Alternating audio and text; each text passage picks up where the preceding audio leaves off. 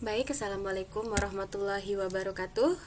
Pada kesempatan kali ini, saya akan menjelaskan tentang cara uji normalitas menggunakan SPSS. SPSS ini kita bisa menggunakan tiga cara untuk melakukan uji normalitas. Yang pertama, Kolmogorov-Smirnov.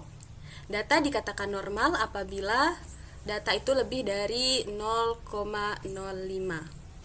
Yang kedua ada Lilliport, yaitu data sampel normal jika sigma-nya itu lebih besar dari data 0,5 juga. Dan ada Shapiro-Wilk, tapi ini dia berdiri sendiri.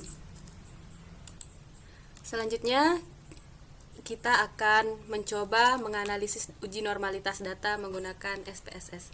Yang pertama kita buka Excel. Di sini saya sudah membukanya dan kita juga membuka tentunya statistik SPSS-nya. Yang pertama di sini saya sudah punya data-data statistiknya. Kalau kita sudah mempunyai data statistik, kita tinggal kembali ke SPSS-nya. Di sini kita bisa mempergunakan X di sini sebagai data sampelnya. Kemudian di sini desimalnya ini kita ubah menjadi 0. Lalu kita kembali ke Excel. Kita copy data. Kemudian kita kembali ke SPSS-nya. Kita klik data view, kemudian copy paste. Di sini sudah ada data. Data di sini sudah ada. Lalu kita klik analyze. Kita klik yang non-parametric test. Baik, selanjutnya kita akan menguji homogenitas data menggunakan SPSS. Yang pertama itu ya tentunya kita buka SPSS-nya. Kemudian di sini ada Excel. Di sini di Excel saya sudah punya dua data, di mana data B adalah kelas kontrol dan data A adalah kelas eksperimen. Setelah kita menentukan kelas kontrol dan eksperimen, kita kembali ke SPSS. Kemudian kita klik variable view. Di name kita tulis hasil belajar. Hasilnya menggunakan underscore, kemudian belajar. Kemudian kita enter. Di bawahnya kita tulis kelas. Di desimal kita buat menjadi 0. Dua-duanya di kelas juga kita buat 0. Kemudian di values kita klik yang di kelas, yang di sini kita value-nya yang pertama karena kita punya data pertama itu kelas kontrol. Kemudian labelnya kita buat kelas kontrol. Selanjutnya kita add.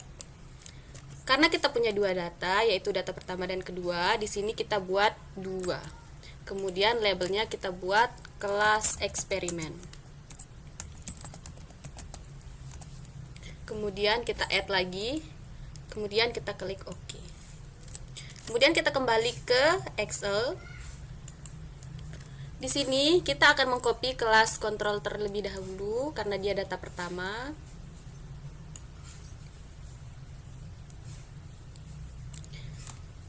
Kita copy.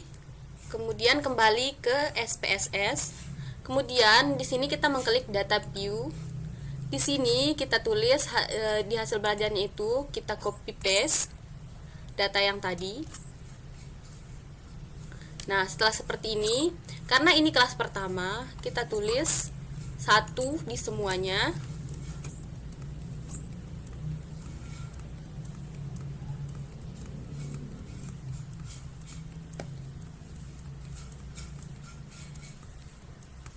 Nah, setelah semuanya kita tulis angka 1, karena kita punya dua data, kita kembali lagi ke Excel. Di sini kita akan mengcopy lagi kelas eksperimennya.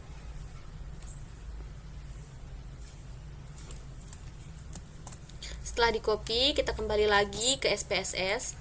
Kemudian di bawah ini kita tulis lagi, kita copy paste yang kelas eksperimen tadi.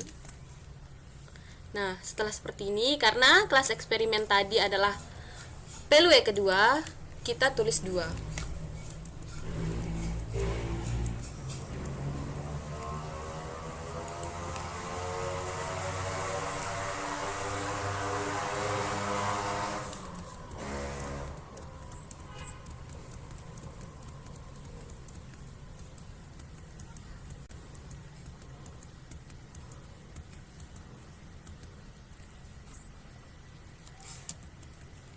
Oke, setelah seperti ini, kita klik analyze, kemudian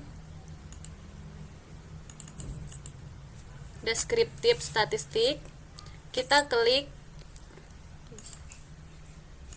deskripsi statistik, kita klik yang explore. Kemudian hasil belajar ini kita pindahkan ke dependent list. Kemudian kita klik yang class. Setelah kita klik yang class, kita pindahkan ke factor list. Selanjutnya kita klik yang plots. Setelah plots kita klik, kemudian di sini kita pilih yang power estimation. Setelah kita klik yang power estimation, kita klik continue, kemudian klik OK.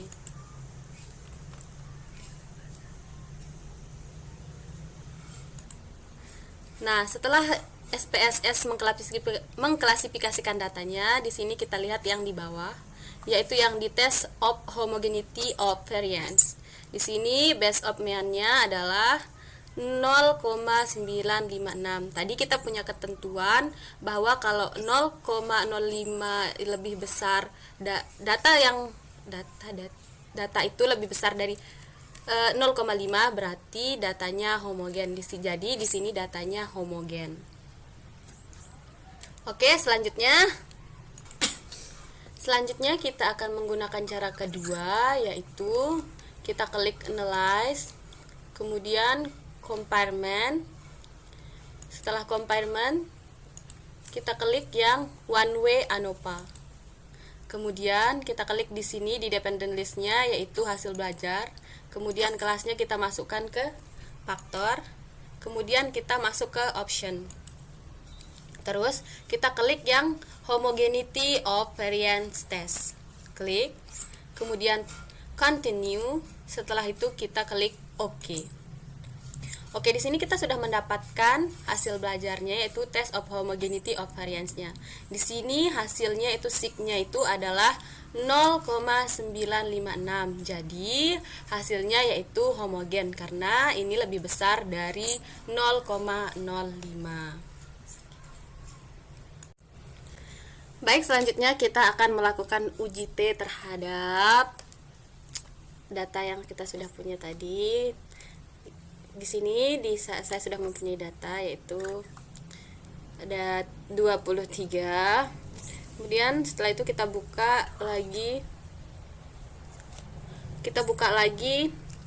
SPSS-nya. Kita klik variable view, kemudian di name kita tulis kelas hasil belajar underscore ya, jangan lupa hasil belajar.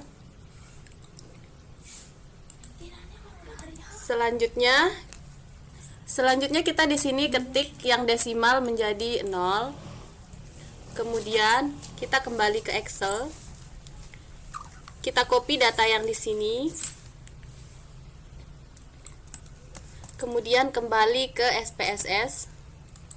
Kemudian di sini kita klik data view. Kemudian di hasil belajar ini kita paste. Nah, setelah seperti ini, kita klik analyze. Kemudian kita klik yang comparison. Kemudian di sini ada one sample t-test. Di sini kita klik yang ini. Nah, setelah di sini terlihat seperti ini, kita klik yang tanda panah ini ke hasil belajar ini, kita pindahkan ke test variables. Nah, di sini di test value-nya ini kita klik 1, contohnya 1. Kemudian kita klik OK. Nah, di sini sudah ada data.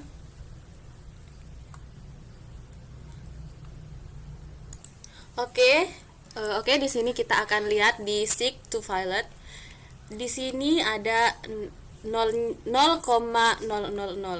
Tadi dalam ketentuan, jika data yang kita peroleh itu kurang dari 0,05 atau lebih kecil dari 0,05, berarti nilai rata-rata kelas A dan kelas B tidak sama atau ada perbedaan. Berarti nilai kelas eksperimen dan kelas kontrol yang ada pada data kita yaitu tidak sama atau tidak sebanding. Ya, jadi seperti itu. Baik, terima kasih atas perhatiannya teman-teman. Semoga video yang saya buat dapat membantu teman-teman sekalian dalam melakukan penelitian. Sekian, assalamualaikum warahmatullahi wabarakatuh. Saya Salmeni pamit undur diri. Bye bye. Bye. Kedengeran